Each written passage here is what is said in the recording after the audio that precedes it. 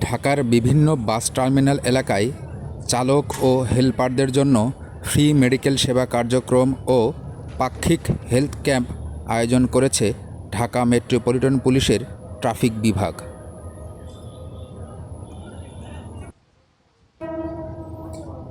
Traffic Gulshan বিভাগের উদ্যোগে মহাখালী আন্তঃজেলা বাস টার্মিনালের সামনে আয়োজিত হেলথ ক্যাম্পের উদ্বোধন করেন ডিএমপির অতিরিক্ত police commissioner Mohammad Anisur Rahman.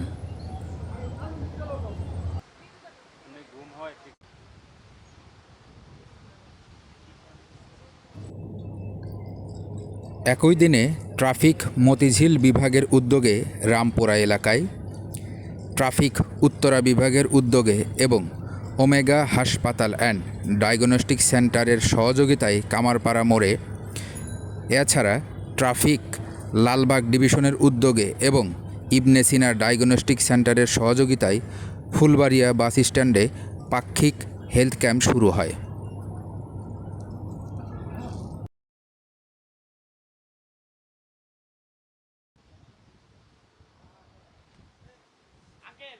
Area যদি হলো আমাদের সুবিধে, এই কারণে আমরা এখানে আসতে সুযোগ সুবিধা ভালো পাই।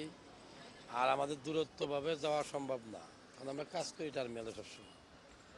মানুষের কাজ করে 5 ঘন্টা 7 ঘন্টা, আমরা 24 ঘন্টাই মোটর গাড়ি। তাই আমাদের সুবিধার জন্য একটু ভালো কাজ করছে, ভালো উদ্যোগ দিচ্ছে। গুলশান ট্রাফিক বিভাগকে এত সুন্দর একটা প্রোগ্রাম করানোর জন্য এটা মূলত খুবই প্রয়োজনীয়। কারণ হলো যে আমাদের যে শ্রমিক পরিবহন যে সংগঠন, মানে তাদের যে শ্রমিকরা, তারা খুবই অনেক সময় অসুস্থ থাকে, কিন্তু সময়ের কারণে হাসপাতালে আসতে পারে না। আর তাদের অনেকে দেখা গেছে যে প্রেশার থাকে, ডায়াবেটিসের সমস্যা থাকে, কিন্তু তারা জানে না অথবা তাদের চেক আপ করা হয় না। আমরা এই প্রোগ্রামের মাধ্যমে তাদের যে স্ক্রিনিংগুলো আমরা করে থাকি, পরে তারা যে হিডেন ডিজিজগুলো, এগুলো আমাদের কাছে ধরা পড়ে এবং আমরা তাদের সেই অনুসারে ট্রিটমেন্ট দিয়ে থাকি। আর এতে করে তাদেরও সময় সাশ্রয় হয় এবং আমাদেরও দেখা যায় যে সহজে স্বল্প মূল্যে আমরা তাদেরকে সেবা দান করতে পারি।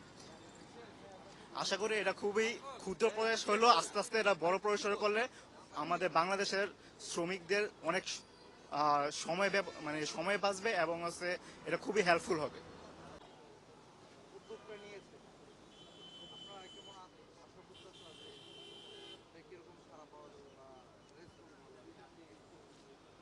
বিষয়টা আসলে সারা পাওয়ার বিষয় না, কারণ আমরা সারাটা বছরই তো দেখা যাচ্ছে যে মামলা জরিমানা এগুলোর মধ্যে দিয়ে আমাদের দিন কাটে। কিন্তু আমার কাছে মনে হচ্ছে যে এর পাশাপাশি আমাদের কিছু সামাজিক দায়িত্ব আছে। এখানে যদি আপনি দেখবেন যে পরিবহনের যে সমস্ত বিশেষ করে শ্রমিকরা যারা কাজ করেন, তারা কিন্তু রাষ্ট্রের একটা অত্যন্ত গুরুত্বপূর্ণ কাজে নিয়োজিত। আমরা মানুষ বলি আর পণ্য বলি, এইগুলো পরিবহনের মাধ্যমে কিন্তু তারা অর্থনীতিকে সচল রাখে। এখন এই যে একটা ব্যাপক জনগোষ্ঠী, এই জনগোষ্ঠী কিন্তু তাদের রেগুলার যে স্বাস্থ্যসেবা, এই স্বাস্থ্যসেবা কিন্তু তাদের পক্ষে সম্ভব হয় না। দুটা কারণে সম্ভব হয় না। একটা কারণ হচ্ছে যে অর্থনৈতিক বিষয়, চিকিৎসার জন্য যে অর্থ ব্যয়টা করতে হয়, এই সামর্থ্য কিন্তু এই পর্যায়ে সবারই থাকে না। আর 2 নম্বর যেটা বিষয় অত্যন্ত গুরুত্বপূর্ণ, 2 নম্বর বিষয়টা, সেটা হচ্ছে যে সময়। কারণ একজন চালককে যদি ডাক্তার কাছে যেতে হয়, এখন চিকিৎসা এমন একটা হয়েছে যে 2 দিন 3 দিন 4 দিন লেগে যায় এই পুরো ফলো আপ ট্রিটমেন্টটা করতে। এখন যে প্রতিদিনই যাকে গাড়ি চালাতে হয়, তো তার পক্ষে তো 3-4-5 দিন একটানা ডাক্তার কাছে দেখাবে, এটা অনেক সময় হয়ে ওঠে না। তখন যেটা হয় সেটা হচ্ছে অর্ধেক চিকিৎসা হয়।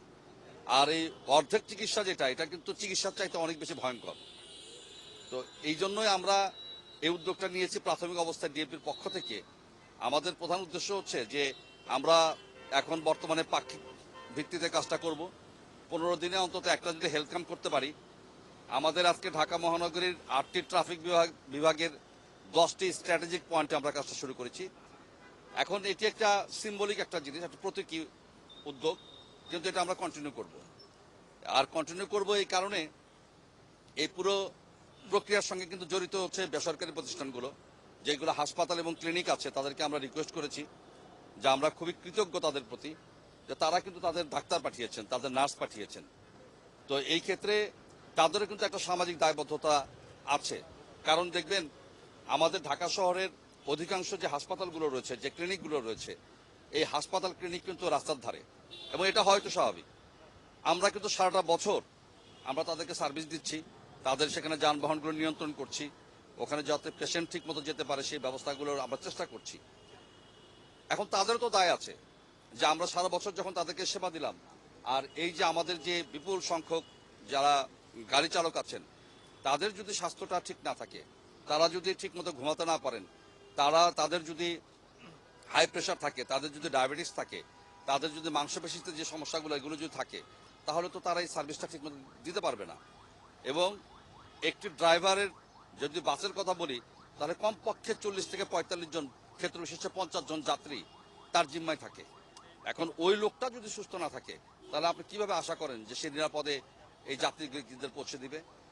আর এই সমস্যাটা অত্যন্ত ভয়ঙ্কর হয়ে ওঠে ঈদের সময়, কারণ তখন দেখা যাচ্ছে যে একটা ড্রাইভারকে এমনও অবস্থায় যায় যে 12 ঘন্টা, 14 ঘন্টা, 18 ঘন্টা পর্যন্ত এই ড্রাইভারকে ঘুমায় নাই। আপনারা দয়া করে ঈদের আগে খেয়াল করবেন যে এদের চোখ দেখলে বোঝা যায় যে রক্তাক্ত চোখ এবং কোটরের মধ্যে ঢুকে গিয়েছে চোখগুলো। তাহলে যদি এই জাতীয় যে পরিবহন শ্রমিক রয়েছে, যারা আমাদের ড্রাইভার ভাইরা আছেন, তাদেরকে যদি আমরা ন্যূনতম বিশ্রামের ব্যবস্থা না করি, তাহলে তো এটা হবে না। আজকে এই পুরো প্রোগ্রামটার যে উদ্যোগ যেটা নিয়েছে সেটা হচ্ছে আমাদের লালবাগের এডিসি আছে পহন চাকমা, সে নিজেও একজন ডাক্তার। আমাদের এখানে ইউনিভার্সাল মেডিকেল যে আছেন, তো এখানে সৌরভ সাহেব আছেন, উনি নিজেও ডাক্তার। তো ওনারা আপনাদেরকে বিস্তারিত বলবে যে আমাদের এই পরিবহন সেক্টরের স্বাস্থ্য খাতের আসলে বর্তমান চিত্রটা কি। মোট 10টা স্থানে করেছি। 10টা স্থান বলতে হচ্ছে যে আমাদের 10টা ট্রাফিক বিভাগ আছে, 10টা জায়গাতে 8টা ট্রাফিক বিভাগে 8টা, আর এক্সট্রা তো 2টা আমরা করেছি। মিরপুরে 2টা করেছি, এক্সট্রা মিরপুরে 2টা হচ্ছে। তো 8 বিভাগে 8টা, মিরপুরে 2টা, 10টা। তো এই কার্যক্রমটা আমরা অব্যাহত রাখতে চাই। আমরা জানি যে এই প্রচেষ্টাটা একেবারেই ক্ষুদ্র, এটা ছোট প্রচেষ্টা, কিন্তু আমরা একটা জিনিস বিশ্বাস করি যে আমরা শুরু করতে চাই, যতই ক্ষুদ্র হোক না কেন। এবং আমরা প্রত্যাশা করব যে ঢাকা শহরের সকল বেসরকারি হাসপাতাল এবং ক্লিনিক যারা আছে, তারা ধীরে ধীরে এই উদ্যোগের সঙ্গে জড়িত হবে। এই উদ্যোগের সঙ্গে আমরা তাদেরকে কাছে পাবো। এবং আমাদের যে পরিবহন সেক্টরে যে সমস্ত চালক ভাইরা রয়েছেন, আমাদের পরিবহন সেক্টরে যে সমস্ত বোনরা রয়েছেন, তাদেরকে আমরা খুব ছোট অংশ, মানে ছোট হিসাবে হলেও আমরা তাদের পাশে দাঁড়াতে পারবো।